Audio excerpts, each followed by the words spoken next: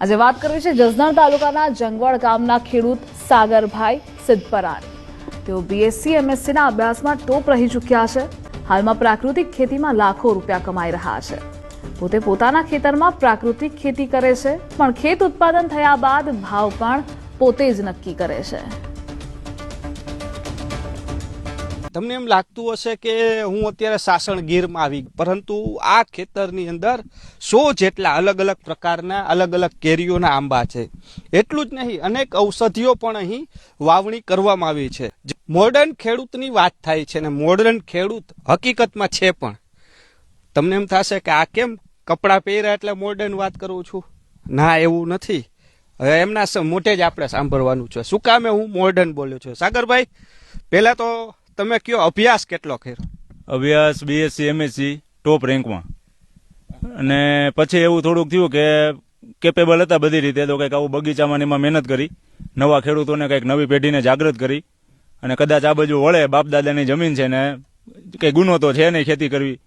માણસોની માનસિકતા થોડીક અલગ છે ખેતીના લઈને, પણ આપણે થોડોક એવો વિચાર છે કે કંઈક નવા જૂનું કરી ખેતીમાં એમ, એટલે આમાં જમલાયું। શું કયો છો? ખાસ પ્રાકૃતિક ખેતી લોકો નથી કરતા, તમે પ્રાકૃતિક ખેતી કરી, તમારા ખેતરમાં કેટલા પ્રકારના આંબા છે, શું છે આખી વિગત જાણવી છે। જો આપણે અત્યારે ટોટલ 500 થળિયા છે આંબાના, બરાબર।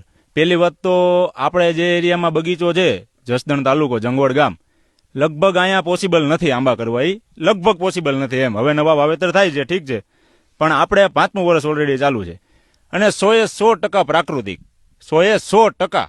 અને એ હું એટલે કહી શકું કે આપણે બીજાની જેવું નથી કે ભાઈ પ્રાકૃતિક કહીને પછી પાછળથી જે કંઈ કરી, આપણે પૈસા કમાવા માટે આપણે આ કંઈ પ્લાનિંગ કર્યું નથી। પણ મેં તમને અગાઉ કીધું ને, આપણી માનસિકતા થોડીક અલગ છે કે ભાઈ માણસોને સારું ખાવા મળે। આ એક વસ્તુ છે, હું ભાવ પૂરો લઉં છું, મારો માલ છે ને, હું પૂરો ભાવ લઉં છું એમ, પણ વસ્તુ કે માલ આપવામાં ભાંગછોડ આપણે નથી કરતા, એવી મેન્ટાલિટીથી આપણે કામ કરીએ છીએ। તો જે રીતના યુવા પેઢીને ખેતી તરફ વાળવા માટેના પ્રયાસ છે તેમના દ્વારા કરવામાં આવી રહ્યા છે, કારણ કે હવે યુવા પેઢી છે તે ખેતીથી દૂર ભાગી રહી છે, અને તેના જ કારણે રાસાયણિક ખેતી છે વધી રહી છે।